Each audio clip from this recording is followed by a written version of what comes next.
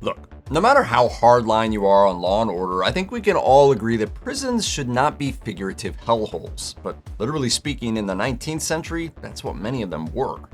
When Pennsylvania's Eastern State Penitentiary first opened in 1829, the United States got a taste of what would be called the separate system.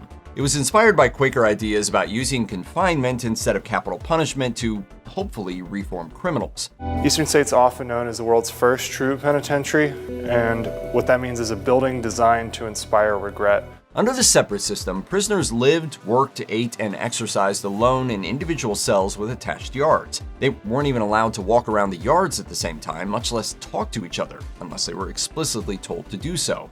This is one of the very few surviving feeding holes in the penitentiary. The inmates were under heavy surveillance and followed strict protocols. Even work assignments happened inside the prisoner's cell, and religious or moral instruction was delivered one-on-one by chaplains or other authorized visitors. The idea was to inspire penitence through solitude.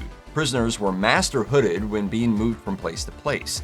The penitentiary's architecture also minimized the sound and sight of other inmates. In 1842, after visiting a Pennsylvania prison, Charles Dickens weighed in on solitary confinement, saying, "I hold this slow and daily tampering with the mysteries of the brain to be immeasurably worse than any torture of the body." The separate system was initially popular across the U.S., but by 1833, only Maryland, New Jersey, and Pennsylvania were still using it. Auburn Prison opened in 1816 after New York's first one, Newgate, was deemed inadequate. Prisoners at Auburn were forced into solitary confinement at night and strictly noiseless, regimented group labor by day in a factory-like environment. The silence was meant for the inmate to be able to reflect on their wrongdoings. But all that alone time apparently backfired, and by 1821, New York's governor ordered the prison to shift to the Congregate by day format. The Congregate System was well publicized, and Auburn became a model prison during the early half of the 19th century. In contrast to the solitary system's nonviolent policies, the Congregate System subscribed to what was called redemptive suffering. Offenders were whipped with a cat of nine tails or stripped naked and strapped to what was essentially a torture chair for cold head baths.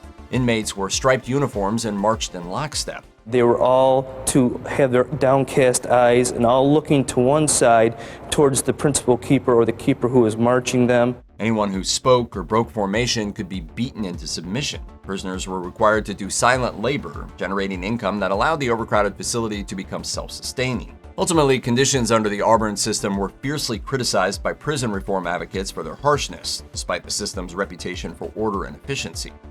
Virginia State Penitentiary opened in 1800, and at one point, looking back at it, the ACLU dubbed it the most shameful prison in America. Living conditions were reportedly horrific. Windowless cell doors made it impossible to monitor inmates without opening the doors, which gave prisoners ample opportunity to riot, attempt escape, or simply attack their jailers. It was also reportedly easy to smuggle banned items in and out of the prison due to the initial absence of an exterior wall. From December to February, the facility was unbearably cold because there was no proper heating system. And worst of all, the prison didn't have indoor plumbing, so a nearby pond served as a communal dump where inmates emptied their slop buckets. The accumulated filth meant steamy, stinky summers. In 1908, the state installed an electric chair in the prison, marking the end of Virginia's prior policy of execution by hanging. A total of 247 prisoners, including one woman, were executed there. The facility was finally decommissioned and torn down in 1991 after nearly 200 years in operation. New York's Sing Sing prison opened in 1828 and is now so infamous that the town it was named after was eventually renamed Ossining to distance itself from the facility's unsavory reputation. Sing Sing was actually built by prisoners from Auburn, the same inmates who would eventually occupy its cells. It took 3 years of digging and laying marble from a nearby quarry. When Sing Sing opened, the cells were tiny and there was no sewage system. These cells were about 3.5 feet across, and they had room for basically a bunk and a bucket. Sing Sing's prison labor was eventually hired by contract, with hundreds of prisoners working in industrial production. The prison's physical plant and policies created crowding, rigid discipline, and limited prisoner autonomy, which was characteristic of Congregate System facilities at the time. Likewise, solitary confinement in dark cells nicknamed coolers was used as a means to punish unruly prisoners. Inhuman living and working conditions aside, at Sing Sing from 1891 to 1963, New York carried out 614 executions by electric chair, known as Old Sparky. That's a record for any single prison in the United States. Despite attempts at administrative reform in the 20th century, Sing Sing remained a maximum security facility with an active execution chamber until the 1960s. It continues to operate today as the Sing Sing Correctional Facility. Among the most messed up things that happened during the American Civil War was the establishment of Elmira Prison Camp in New York, not too far north of the Pennsylvania border, a Union prisoner of war facility in what used to be military barracks along the Chemung River. Despite operating for just 1 year, from 1864 to 1865, this prison was notorious for horrifically inhumane conditions and a death rate so high that inmates called it Elmira. And it wasn't just because they liked puns. It was hell there. There were reportedly 12,122 Confederate prisoners kept within the confines of Elmira's 4 large camps, over 2,900 of whom died. It's a staggering 24% mortality rate. According to prison administration at the time, the existing structures could only hold 5,000 prisoners, but within 2 months, the facility housed nearly double that number. The U.S. Army spent 6 months constructing additional barracks, while many inmates stayed in tents, barely protected from the brutal winter. If the deadly cold didn't cause the deaths of the Confederate prisoners, it was hunger, infectious diseases, and floodwater from the Chemung that did them in. Factor in the prison's abysmal sanitation system, and it's no wonder that the death toll was so high. In 19th century American prisons, some inmates were forced into chain gangs. I know you understand the concept behind it. They were shackled together, typically at the ankle, but the thing is, they were often sent out to do manual labor, including farm work, road building, and ditch digging. They didn't have nearly as much room as you might think, so digging a hole while chained to someone isn't exactly the most practical way to do it. This practice expanded in the South after the Civil War. In North Carolina, for example, prisoners doing time for petty larceny and vagrancy, as well as healthy male prisoners sentenced to up to 10 years, were commonly assigned chain gangs. The system was looked at as a 2-in-1 solution.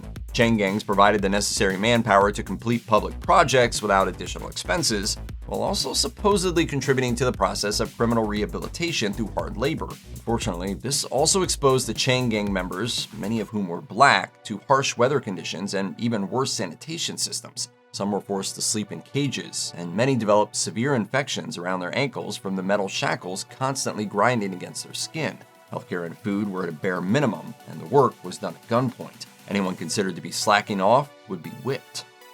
After the Civil War, African Americans were arrested en masse. It was our nation's first prison boom. Under convict leasing, states and counties leased prisoners to private companies. To be absolutely clear, this meant that the leased workforce, which was overwhelmingly black, was subjected to involuntary servitude under contracts made by the government. Most of the businesses who used this labor had been severely impacted by the Civil War. Think cotton plantations, railroads, and mines. And the system was actually encouraged in southern states where Jim Crow laws led to many black people being arrested for minor offenses. No surprise, it proved profitable for the states. Tennessee's convict leasing contracts brought in 10% of the state budget, while Georgia reportedly made over $35,000 within just a year and a half of implementing the system. This was slavery without explicitly calling it slavery. You are basically a slave again. The 13th Amendment says that, hey, except for criminals, everybody else is free. Aside from being forced to work unreasonably long hours, the prisoners were subjected to starvation, dangerous weather, and corporal punishment. Many were abused and tortured to the point of exhaustion and even death. By 1870, over 40% of prisoners from Alabama had worked themselves to death after being leased to mining camps. Overall, between 16% and 25% of leased convicts reportedly died every year. By 1928, convict leasing was eventually abolished throughout the United States, with Alabama being the final holdout. But the uncomfortable reality remains. Many of the buildings, roads, and other infrastructure in the U.S. were built using unofficial slave labor sourced from prisons. U.S. prisons were modeled after English prisons, and they had similar approaches to feeding inmates. 19th century Irish activist Michael Davitt, who was a former inmate of England's Portland prison, wrote, "There is no bodily punishment more cruel than hunger, that remorseless, gnawing human feeling which tortures the mind in thinking of the sufferings of the body." Inmates received only bread and water as punishment for bad behavior, with meat and cheese serving as rewards for being subservient. But even model prisoners didn't have access to a nutritious or even adequate menu. According to the Encyclopedia of Prisons and Correctional Facilities, 19th century records from Philadelphia's Eastern State Penitentiary describe inmates' morning meals as a mix of bread and Indian mush, with a cup of either cocoa, coffee, or green tea. For lunch, inmates ate boiled meat, soup, some carbs, and tea. Supper was just Indian mush and tea. A curious detail about prison diets in 19th century America. Lobster, which we now regard as a culinary luxury, was once thought of as garbage food, suited for only the dregs of society. This so-called poor people's food was reportedly served to American inmates, enslaved peoples, and servants from the 1700s to the end of the 1800s. What do you think happens if you cram a large group of people into an enclosed, restricted space? A place with poor ventilation and not much in the way of sanitation or waste disposal. Obviously, disease will run rampant, and that's exactly what happened in 19th century American penitentiaries and prison camps. According to data from the mid-1800s, each year, tuberculosis accounted for more than 10% of all inmate deaths in the penitentiaries of states like New York and Pennsylvania, as well as in Auburn Prison. In Minnesota State Prison, tuberculosis caused 35% of all mortalities from 1883 to 1885. Citywide disease outbreaks eventually reached the prison populations. So when the U.S. experienced major cholera epidemics in 1832, 1849, and 1866, inmates weren't spared. A prison in Philadelphia was hit hard enough by cholera that, to curb its spread among inmates, desperate authorities released prisoners who'd only committed minor crimes. Meanwhile, in military prison camps in the 19th and 20th centuries, gastrointestinal mortality, or deaths due to diarrhea, famed Oregon Trail superstar dysentery, and other food and sanitation-related diseases were deemed responsible for up to a staggering 33% of inmate deaths. Located off the coast of French Guiana, Devil's Island was established as a penal colony in 1852 under the orders of Emperor Napoleon III. It was intended to relieve overcrowding in French prisons and deter crime through harsh punishment. France wanted to eliminate, as far as possible from the French mainland, its undesirables. Eventually, Devil's Island gained notoriety as one of the most brutal penal colonies of its time. The island itself was reserved primarily for high-profile and political prisoners, like Captain Alfred Dreyfus, a French officer who was falsely accused of treason in 1894. Because he was Jewish, it was simply assumed that he was guilty. He was sent to inaugurate the penal colony at Devil's Island. Less high-profile criminals were confined on the neighboring islands or on the mainland. The tropical climate, isolation, and inadequate facilities contributed to dire living conditions and were said to have killed thousands of inmates. Mosquito-borne diseases like malaria and yellow fever also led to many prisoner deaths. Food rations were poor in both quality and quantity, contributing to malnutrition and weakness. Medical care was minimal, and punishments, such as solitary confinement, were used extensively by sadistic guards. Prisoners often had to build infrastructure, clear land, and perform other exhausting manual tasks in extreme heat. Escape attempts were nearly always unsuccessful because of the strong currents, sharks, and the island's remote location. The penal colony operated until 1953, receiving between 50,000 and 80,000 prisoners throughout its existence.